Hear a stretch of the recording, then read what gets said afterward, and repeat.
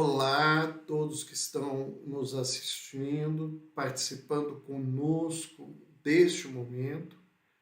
Nós estamos hoje satisfeitos, felizes com a participação dos companheiros e nós vamos estar falando sobre um tema extremamente importante, que é o cuidador, né?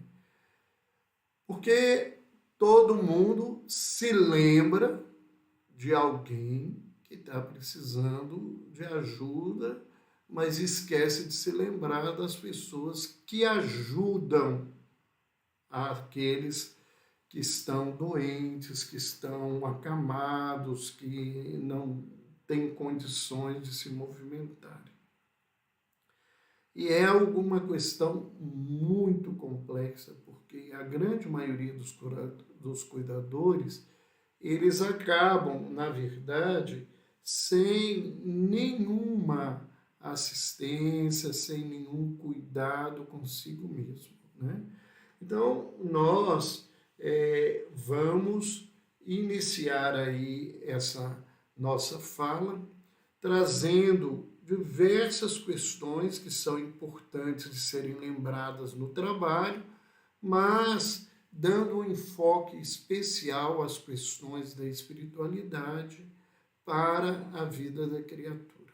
Lembrando que quando nós falamos de espiritualidade, nós não estamos falando de uma visão religiosa única ou especial, né? A espiritualidade é até mais do que a religiosidade, porque existem pessoas que se dizem ateus, existem pessoas que não têm nenhum vínculo religioso e às vezes têm um comportamento diante da espiritualidade muito mais marcante na vida deles do que a situação das pessoas que se dizem religiosas. Então vamos lá.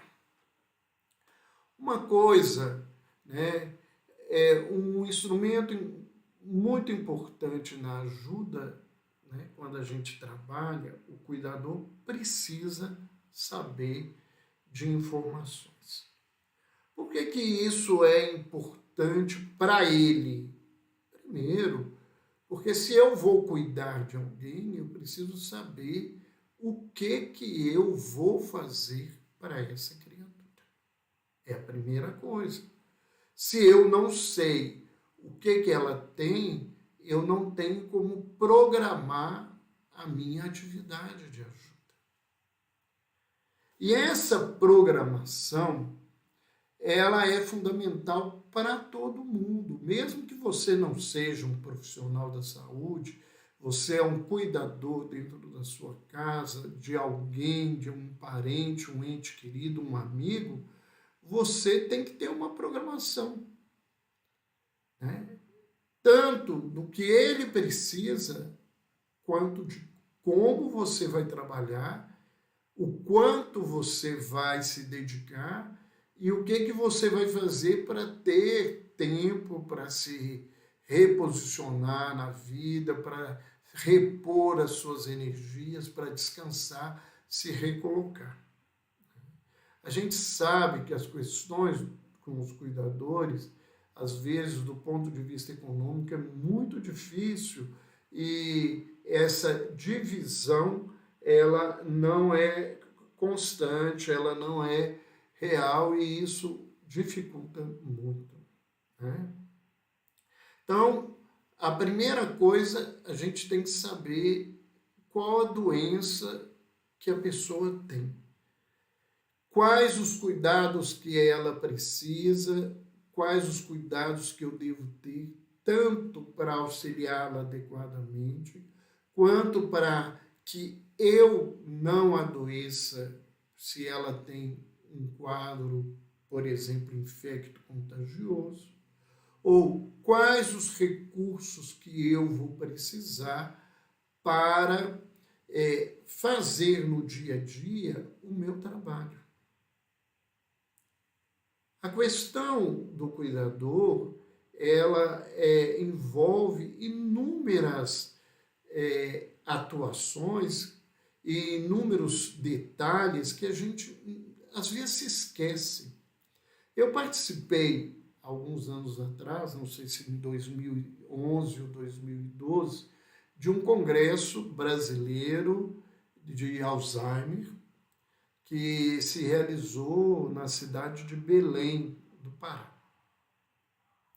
E lá eles montaram uma casa que seria uma casa adequada para quem tem um paciente com demência.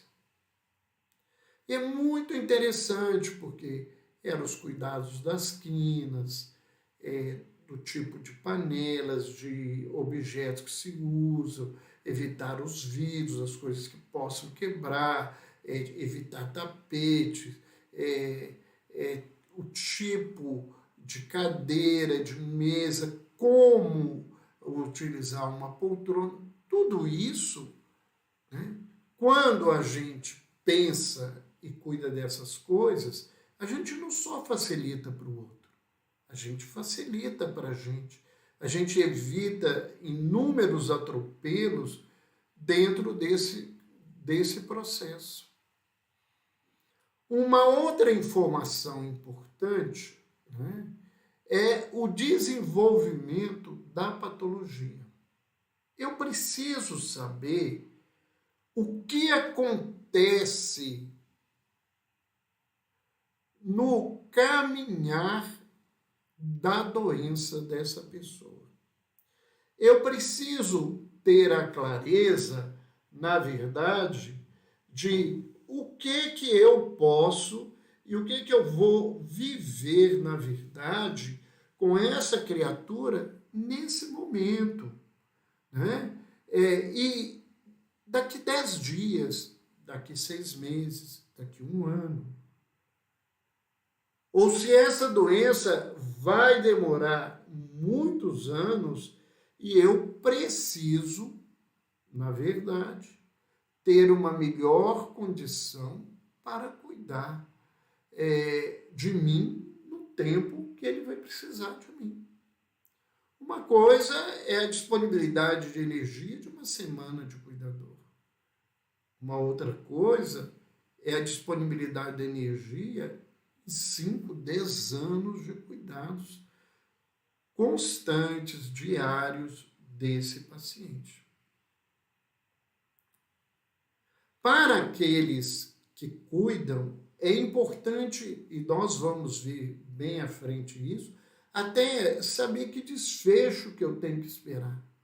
Porque independente de ser um ente querido ou uma pessoa que eu passei a cuidar agora, eu fico com ela anos, nós criamos uma relação de afeto e nessa relação de afeto a gente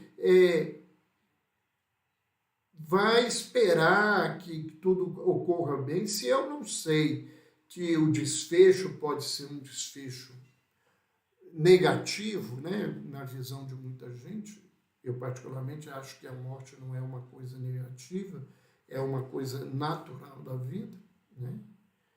Uma outra questão que é importante é que o cuidador busque, desde o início, a saber quais são as possíveis consequências na sua vida de assumir aquele cuidado.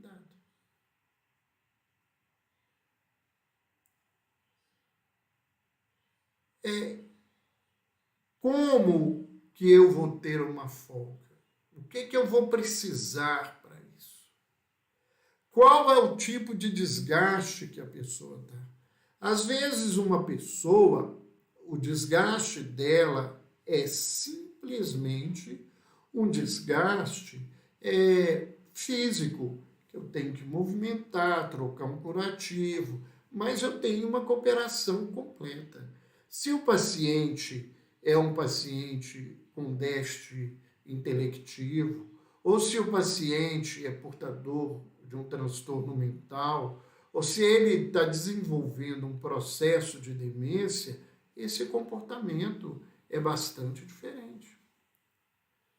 Se eu aceito cuidar de alguém, que alguém me disse que ele é difícil, prepotente, arrogante, agressivo, eu tenho que pensar, eu dou conta disso?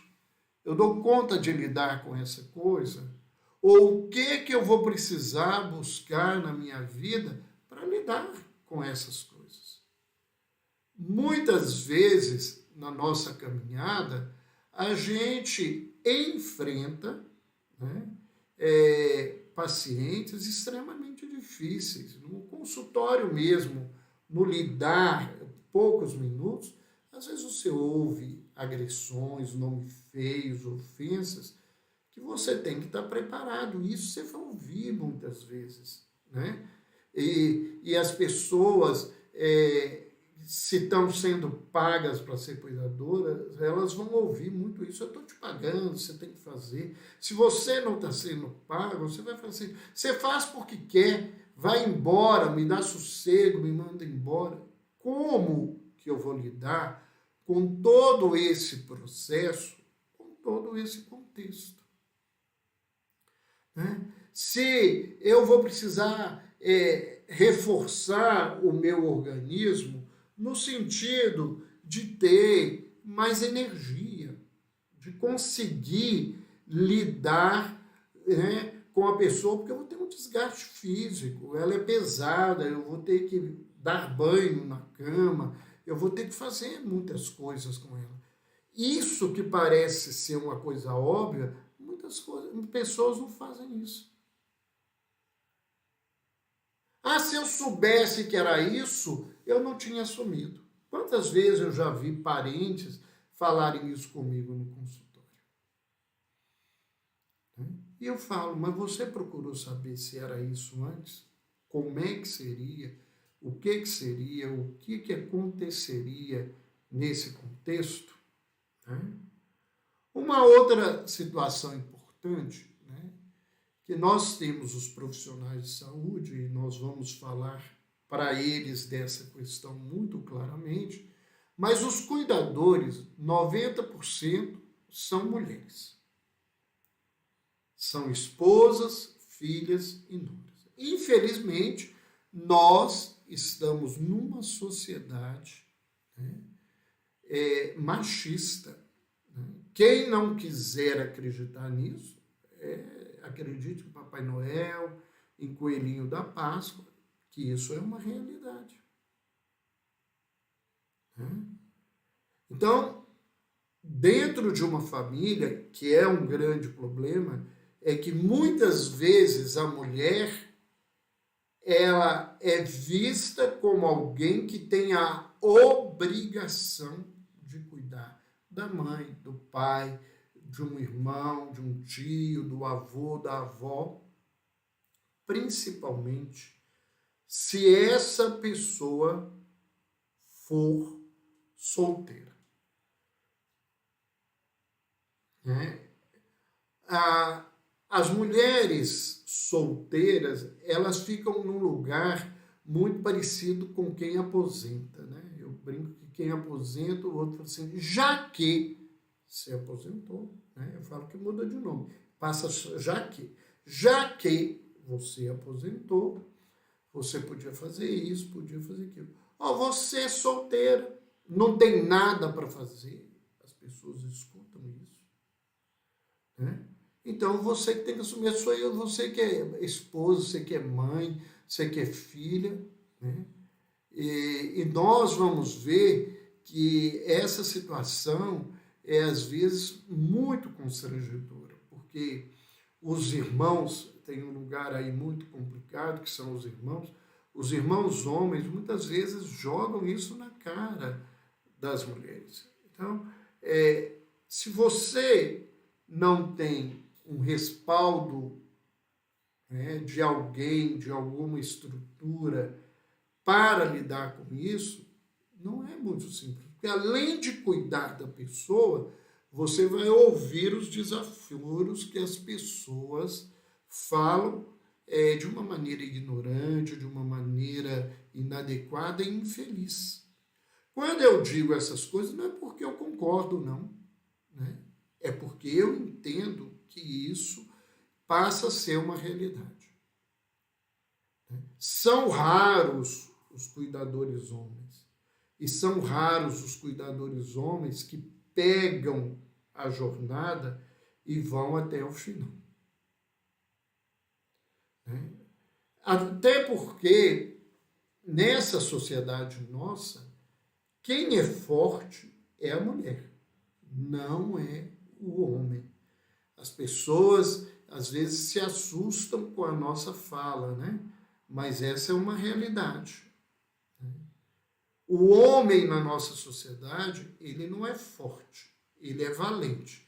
Ele enfrenta velho, aleijado, criança, mulher, mas ele não enfrenta um igual a ele e ele perde o controle dessa situação. Fortaleza, né, é uma condição que alguém adquire a partir da vivência e aceitação do medo que constrói a coragem. Como a nossa sociedade, o homem não pode ter medo, que o homem que tem medo é mulherzinha, essa é a expressão que se diz. Como o homem não tem medo, ele não adquire coragem. Como ele não tem coragem, ele não tem força. Isso é muito fácil de ver. Vá num pronto-socorro. Se é um pai, é um homem que traz o outro que está todo machucado, arrebentado, ele mal consegue colocar na maca, daqui a pouco você tem 2 pacientes, o que está na maca e o outro que trouxe. O filho todo deformado de um acidente, levando um pedaço da mão, do dedo, da perna, e fica ali, firme, não só enquanto trata, depois do trato, dando todo o cuidado. E isso é uma diferença muito grande, muito grande. Né? Os homens que se dizem fortes, eles precisam de armas. Eles precisam de ter alguém que seja mais fraco que ele, ou que esteja sem perceber que ele vai atacar. Fortaleza é uma coisa muito diferente. Ser forte, na nossa cultura, é uma propriedade feminina. Ou da grande maioria das mulheres, ou dos homens que conseguem construir uma alma feminina que não tem nada a ver com a homossexualidade. Às vezes, homens conseguem desenvolver isso de uma maneira muito interessante. É importante que o cuidador tenha a ideia que os estresses físicos, emocionais e financeiros dos cuidadores pioram o paciente. Então, uma coisa que às vezes a gente não consegue esconder, mas que a gente deveria construir uma barreira para que isso não agravasse o estado do doente. Porque todas as vezes que ele piora, todas as vezes que as coisas ficam mais difíceis para quem cuida. Então, eu preciso construir coisas que me facilitem essa caminhada. É claro que numa casa, isso às vezes não tem jeito de se esconder. Mas isso também não é coisa para se discutir com o paciente. Se colocar para ele, porque ele vai ficar mal emocionalmente, isso vai agravar o seu estado de doença e isso vai exigir um maior cuidado, um maior desgaste do cuidador. Embora a gente tenha certeza que o estresse é inevitável. Nós não temos como fugir dessa situação. Então, quais são os instrumentos importantes para o cuidador para ele conseguir enfrentar, né, a doença? É uma guerra, é É uma batalha boa no sentido que, se eu souber aproveitar, eu vou crescer muito na vida. Mas é uma batalha. Primeiro, eu tenho informação. E é muito interessante porque não basta a questão da informação, né? É de assimilar a informação. Porque às vezes você fala com o paciente, com a família do paciente, sobre a gravidade do quadro, e alguns anos depois eles falam assim, quando você volta a comentar sobre o diagnóstico, o senhor nunca me falou que ele era esquizofrênico. Eu, às vezes, dependendo da situação, eu digo, às vezes é muito difícil escutar um diagnóstico desse. Como é muito difícil, né, nós estamos aumentando o número de cuidadores muito para, lidar com Alzheimer. E Alzheimer é uma doença, ela é cruel. E ela é muito mais cruel com quem cuida do que com o próprio paciente. Porque, de repente, vai chegar num determinado momento que você está diante de uma pessoa que te desconhece completamente e ela não é mais aquilo tudo de importante que ela era na sua vida até então. Então eu preciso me informar de tudo, não é para desistir, é o contrário, é para que eu possa me preparar a cada momento das questões que vão acontecer.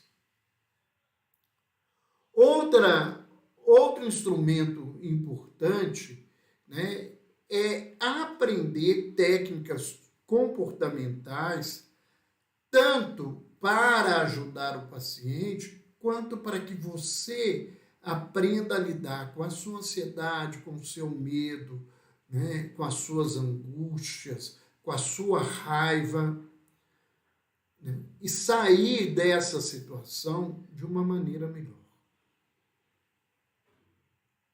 O melhor dentro de um trabalho de cuidador é que tivesse vários cuidadores, que o tempo de cada cuidador fosse um tempo plausível para o trabalho, mas que fosse eficiente no sentido de que a pessoa pudesse ter folgas e descansar e se repor para fazer essas coisas, né? Outro instrumento importante é um apoio psicoterápico. Isso, infelizmente, no Brasil é ainda muito caro. E o serviço público oferece muito pouco esse recurso. Então, as pessoas, a procura é muito grande e a realidade, né, da oferta é muito pequena. As pessoas que têm plano de saúde, os planos de saúde, eles fazem, na verdade, né, uma atividade psicoterapêutica no limite que a ANS exige. E nada mais.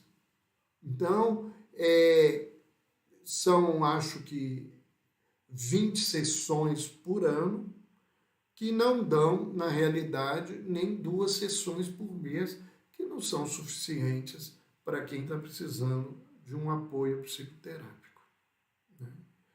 Tem muitas pessoas que têm dificuldade de buscar essa ajuda, né? E o nosso país, ele não está preparado para esse tipo de trabalho. Não há um programa real de atendimento à velhice, não porque os grupos que trabalham com, por exemplo, demência, não tenham esse tipo de situação em mente, em projeto. é porque é uma política de saúde cara e muitas vezes ela é desinteressante para o político, para o governo, né? Porque o governo quer quem vota. E um portador de Alzheimer não é alguém que vota. E isso não interessa para ele. Isso é uma realidade, infelizmente, uma das piores realidades que a gente lida com saúde. Eu estou falando isso, eu lia ontem no jornal O Tempo um artigo interessante, né? Com a fala de uma geriatra e uma neurologista daqui de Belo Horizonte, falando, né, especificamente dessa questão do pouco recurso que existe no nosso país para lidar com essa doença. Um outro trabalho importante são os grupos de apoio, né?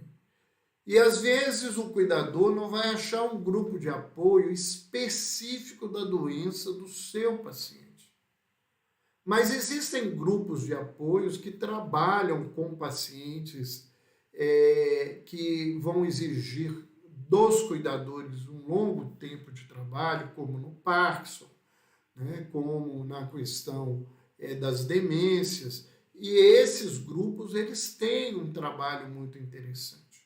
Esse congresso que eu falava, que eu fui como convidado para falar para os cuidadores, para falar sobre a espiritualidade na questão do envelhecimento e a questão da finitude, ele é promovido pelos grupos, né, de familiares e amigos de pacientes portadores de Alzheimer, né, e envolve um número grande de profissionais importantes do país inteiro que trabalham com essa situação.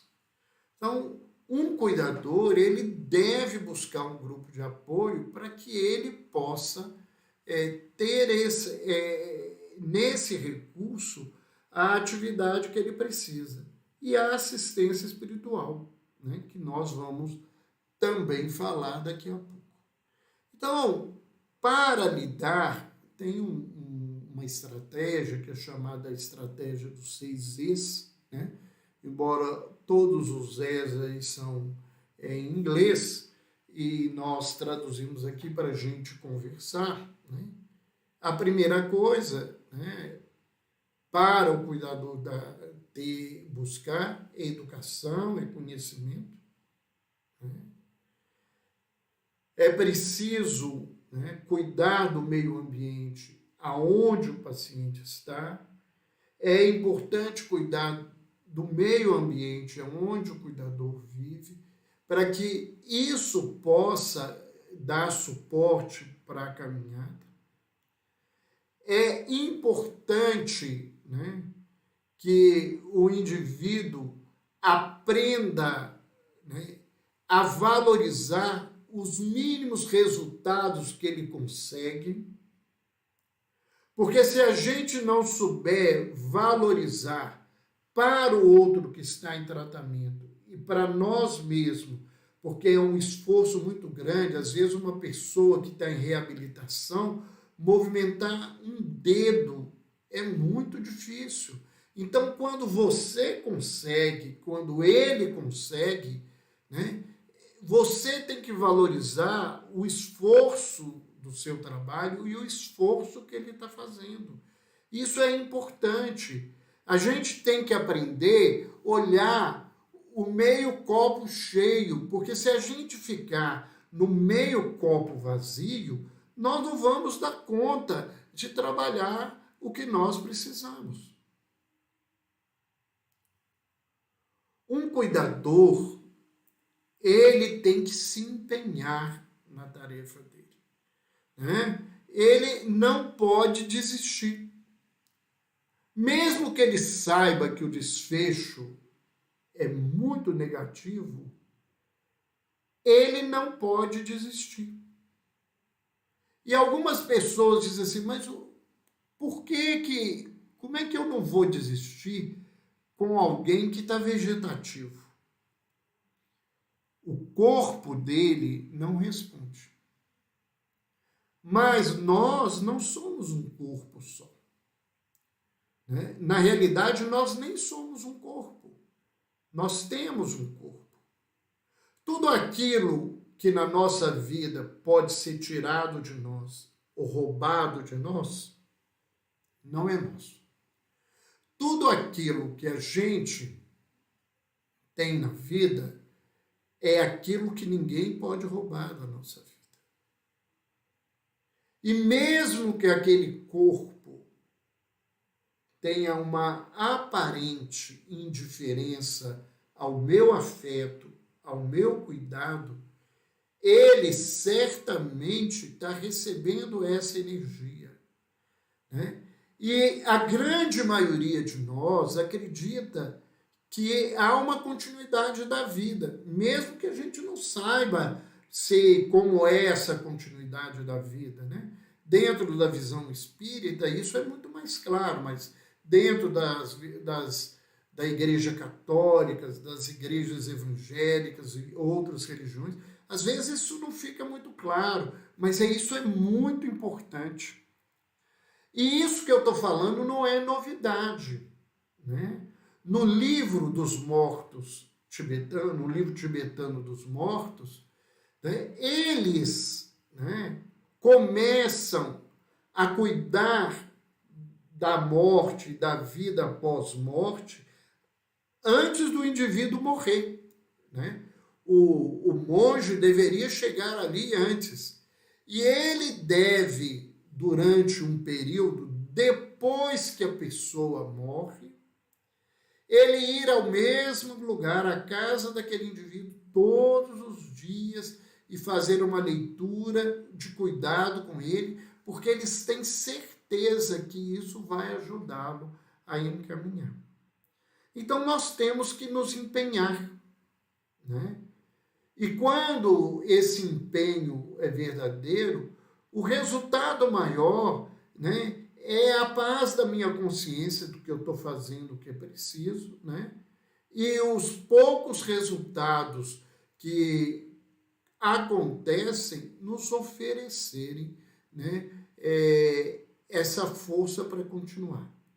Uma outra coisa é a gente precisa buscar energia. Né? O cuidador, ele precisa se reabastecer. Então, ele precisa de descanso físico, descanso mental, ele precisa ter lazer, ele precisa ter distração e, mais do que isso, ele precisa de apoio espiritual. Porque se ele não tiver algo que sustente a fé dele e a esperança dele, né, ele vai realmente adoecer. Mesmo com isso, muita gente adoece. Né? Eu falo que cuidar, por exemplo, de doentes mentais é muito difícil. Quem tem que cuidar de deprimido, ele, no final de um dia de trabalho, ele está um bagaço. Porque tudo que ele propõe, o outro não quer. Vão levantar da cama? Eu não tenho vontade de levantar da cama. Vão tomar sol? Eu detesto o sol. Vamos conversar? Eu não quero conversar com ninguém, eu quero ficar deitado com a cabeça coberta. Vamos tomar banho? Tomar banho para quê? Eu vou morrer amanhã mesmo, eu preciso morrer, já passei da hora, eu tenho que morrer. Toda vez que você ajuda, ganha um soco na cara, que eu falo. E no final do dia, você não está dando conta. Então, você tem que ter um tempo para repor, você tem que ter um tempo para fazer com que esse caminho se faça. E outra coisa, você tem que ter noção clara dos possíveis desfechos. E qual que é o desfecho mais provável que essa pessoa vai ter? Porque eu já vi muita gente cuidar de pacientes anos a fio, em que a pessoa está, né, ela já passou da hora, né? sem nenhum desrespeito, já assinaram o atestado de óbito e ela continua teimando por aqui. E aqueles que cuidam pelo sentimento que eles acham que é amor, e não é amor, né? Porque é uma possessão, né? Isso não é amor. A marca maior do amor é a liberdade. A marca maior do amor, quem ama alguém deixa o objeto do seu amor livre e é feliz porque o outro é feliz, não porque o outro é feliz com ele. E esse é um grande desafio para todos nós. Então, eu tenho que saber que a pessoa não vai andar mais. Eu tenho que saber que o quadro é grave e que vai ter que amputar uma perna, um braço, isso, aquilo, mais hoje ou mais amanhã. Para que eu aprenda a trabalhar com isso dentro de mim. Ou que a pessoa vai desencarnar. Até porque esse desfecho, ele é presente em todos, porque morrer é a única certeza que a gente tem enquanto está encarnado, é que a gente vai desencarnar. Né? Então, dentro desse contexto e dessa situação. Então, o cuidador deve buscar ajuda com profissionais para discutir os seus anseios, demandas e relatar o seu cotidiano. Porque às vezes, se eu tenho oportunidade de dividir a minha experiência, eu consigo alívio. Só de alguém ouvir a minha raiva que eu não consegui falar naquela hora, a minha tristeza, a minha dor, eu poder chorar. Eu costumo falar com os meus pacientes quando eles começam a chorar no consultório, eu falo assim, olha, aqui é um lugar para chorar. Né? Tanto que do lado aí tem uma caixinha com lenço. E os lenços ficam com saudade o dia que não tem um para chorar. E chore, porque eu estou aqui para ouvir a sua dor. E às vezes, só da pessoa conseguir chorar e conseguir falar alguma coisa, a gente percebe o alívio que ela tem naquele momento. Né? Procurar especialistas para identificar sinais e sintomas de estresse. Porque muitas vezes, se você começa a sentir alguma coisa e procura tratamento enquanto é tempo, você vai conseguir se cuidar antes que o adoecimento seja maior. Você está estressado, mas não chegou a entrar num quadro grave de ansiedade, de depressão, né? Ou alguma outra situação mais complexa. Quando a gente fala, né, o pessoal fala muito do cuidador dentro de casa e às vezes daquele que não tem com quem dividir, né? Nós vemos esses problemas que eu coloco aqui nesse momento com profissionais de saúde. Eu já atendi no consultório vários pacientes com burnout. Eu já convivi com funcionários do Hospital Espírita André Luiz, trabalhando na direção, com graves condições de adoecimento por excesso de trabalho. Os funcionários que trabalham, os técnicos de enfermagem, os enfermeiros e os médicos, às vezes para terem uma condição de vida razoável, os outros podem achar que a gente está exagerando, essas pessoas às vezes precisam trabalhar e às vezes elas trabalham 24 horas seguidas. Elas saem do serviço e vão para outro. E às vezes ela tem menos de 12 horas para descansar.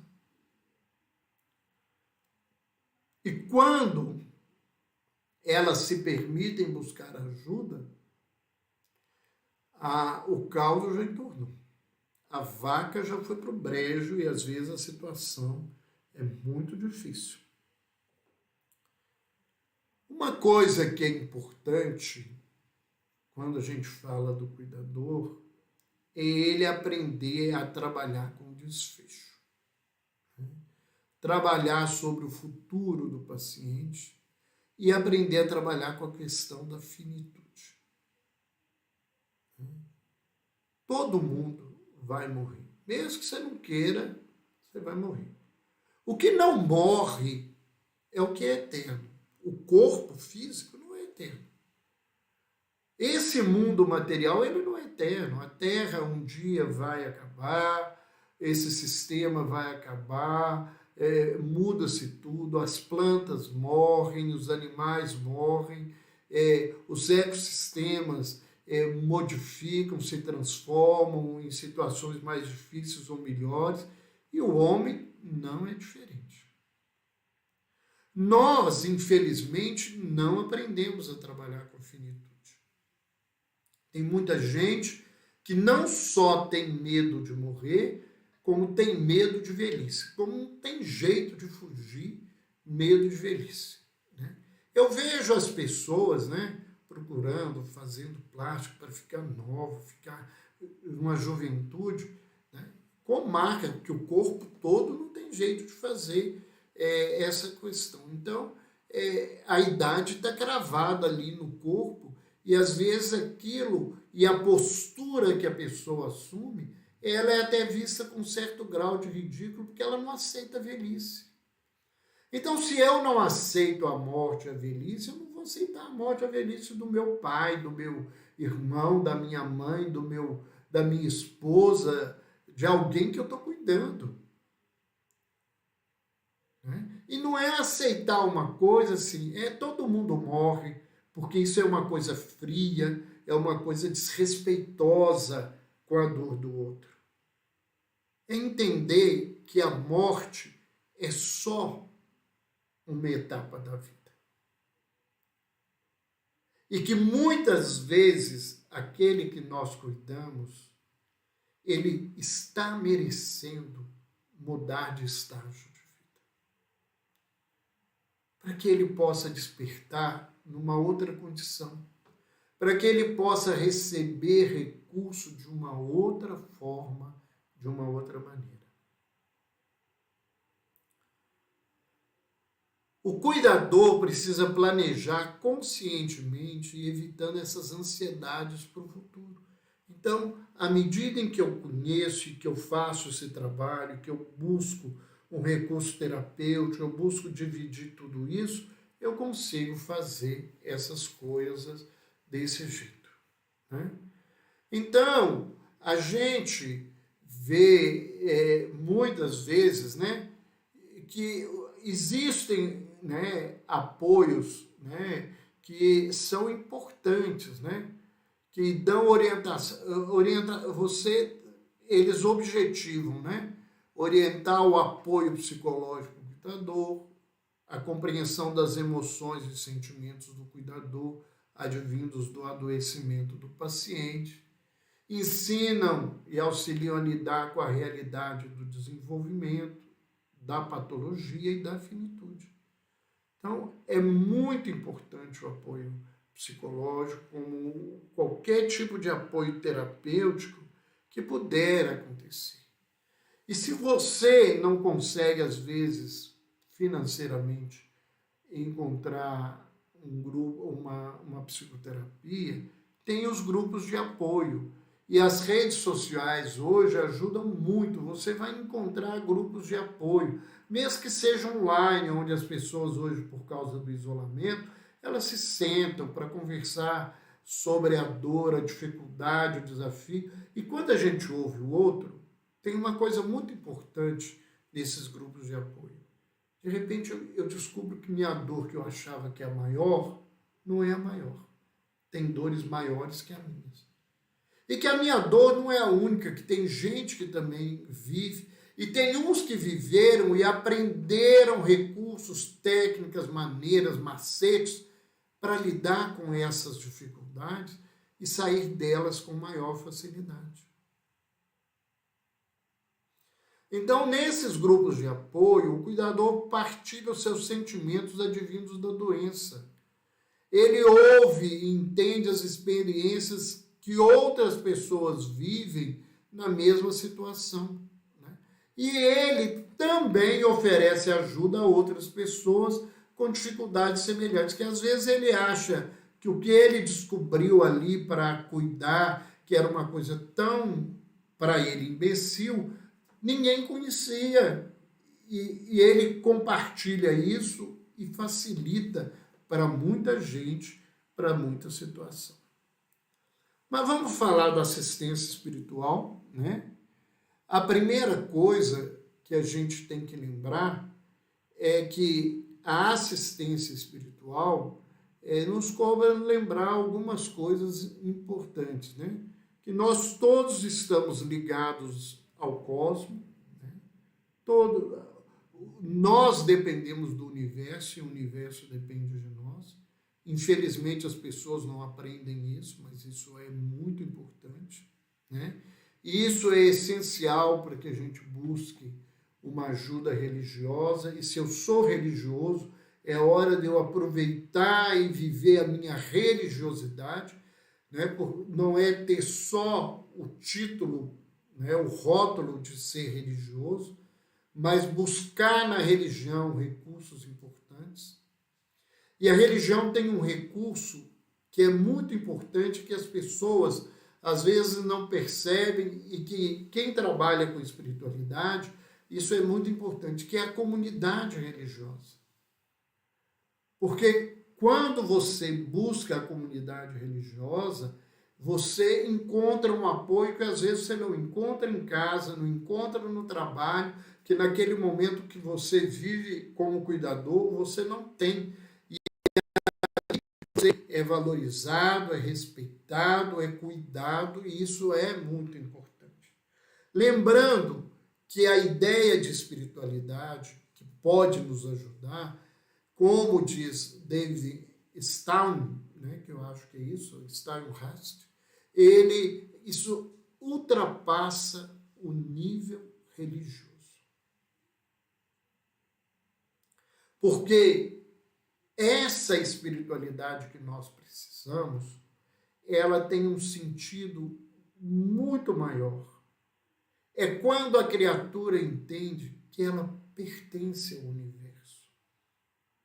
Que nós estamos aqui e fazemos parte de uma rede. E qualquer balanço num pedaço da rede, balança a rede. De uma maneira mais intensa quem está próximo, de uma maneira leve, mas ela modifica as situações. Né? E quando a gente compreende que tudo no universo se movimenta de uma maneira que as interações são fundamentais, que uma árvore que é cortada na Amazônia muda o mundo inteiro, que a emissão de gás carbônico que aumenta numa cidade grande, ela modifica o mundo inteiro. Quando eu entendo que o cuidado que eu tenho em juntar e separar o lixo para ele ser reciclado e todas as outras coisas, isso é fundamental. Isso faz parte da espiritualidade. Porque quando eu entendo que tudo está junto e que todos dependem de um e um depende de todos, eu começo a viver uma coisa muito importante, que é respeito. Né? E isso muda as nossas ações sociais do cotidiano. Quando um familiar aprende a cuidar do cuidador, do seu parente, a respeitá-lo, a ver a sua luta e buscar ajudá-lo de uma melhor maneira, fica tudo mais fácil. Porque nós estamos entrelaçados.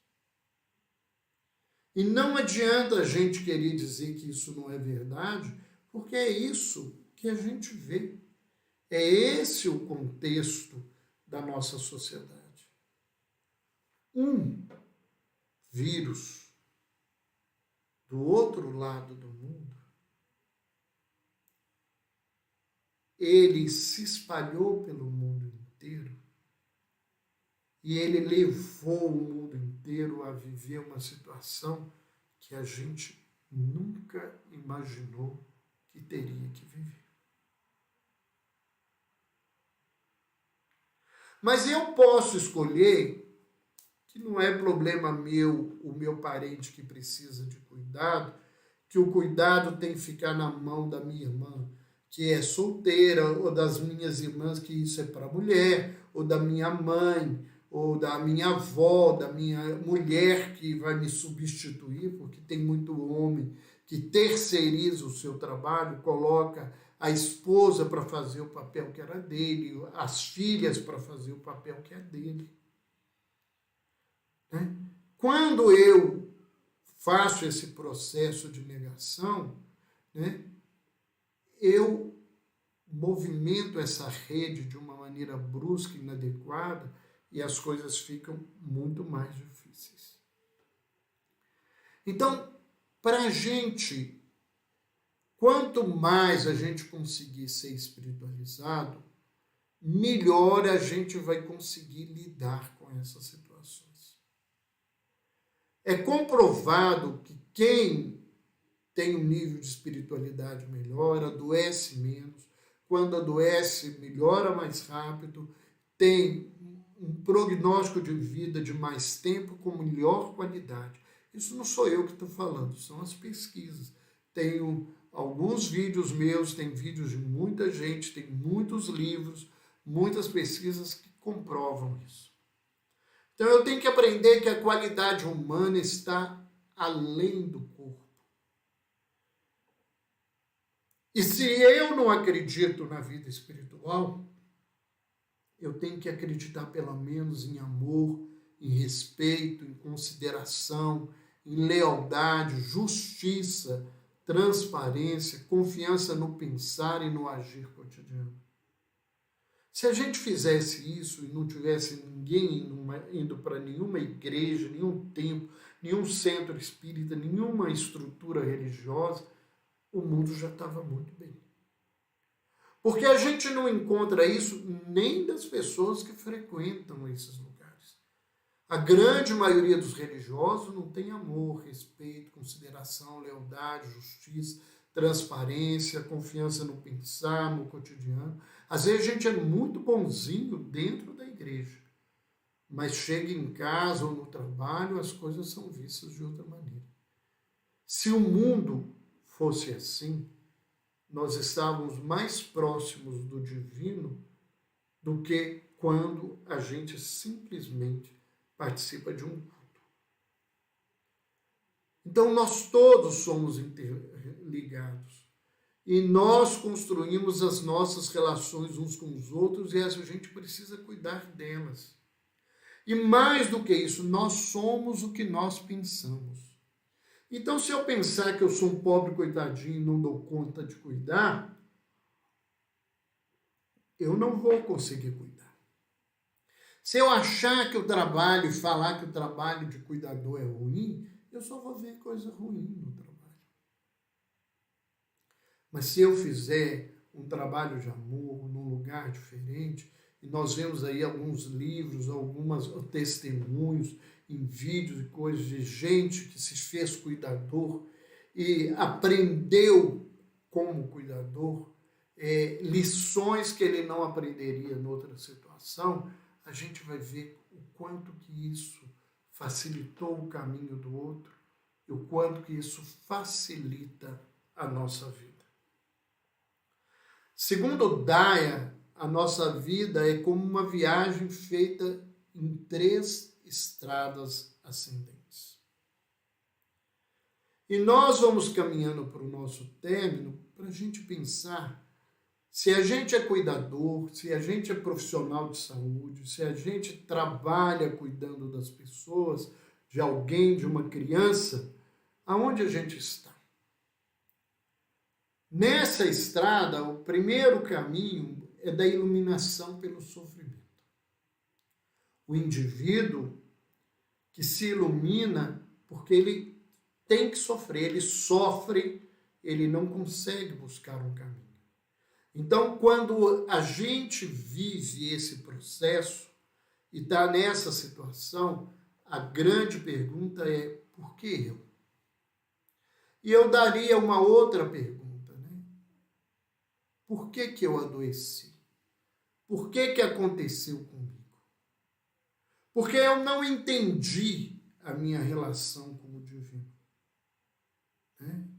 Se ele é o Criador e a hierarquia ele é acima de nós, somos nós que temos que honrá-lo e servi-lo. Não é ele que tem nos honrar e nos servir. Nós não fazemos favor a ele de sermos criaturas. Então, esse primeiro lugar é quando a gente fica remoendo isso. Por que está acontecendo comigo? Parece que é só comigo que acontece coisa ruim. A segunda etapa dessa estrada ascendente é a iluminação que se faz pelos resultados. Quando a gente passa da pergunta por que eu, para o que há nesta vivência que eu possa reverter para o meu próprio bem, muito embora não saiba por que isso está acontecendo. Então, quanto maior a capacidade de concentração e motivação a gente tiver para estabelecer e atingir metas superiores, a gente vai mudar muito na nossa vida. Então, é quando eu passo a refletir sobre a vivência e entender por que eu estou passando por isso, não no sentido do sofrimento, mas de buscar a lição. Para que a vida me colocou como cuidador? E, finalmente, né, a gente colocar que a terceira etapa dessa caminhada é a iluminação pelo sentido de ser. Então, nada proporciona melhor a capacidade de superação e resistência a problemas de dificuldade do que a consciência que eu tenho uma missão a desempenhar na vida.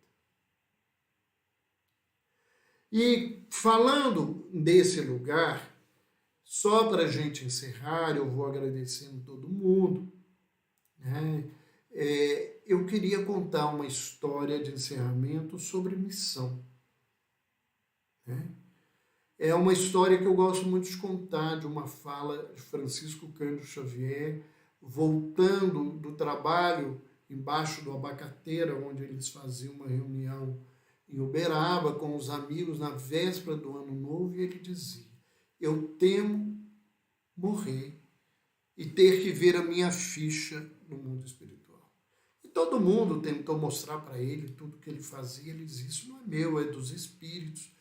E todo mundo querendo jogar incenso, e ele nunca gostou disso, e ele ouviu quando ele repetiu novamente: eu temo desencarnar e ter que ver a minha ficha, porque sei que a única e grande missão que recebi na vida foi chegar lá melhor do que quando eu vim. E o cuidador que aprender a se fazer melhor do que quando começou a cuidar, ele vai estar fazendo esse caminho e essa lição de vida. Muito obrigado pela presença de todos vocês, muito obrigado por aqueles que estão, aqueles que não se inscreveram, se inscrevam no nosso canal, compartilhe conosco as nossas mensagens no Instagram e em breve nós teremos novidades para todos nós. Um abraço, um beijo, boa semana para todos vocês.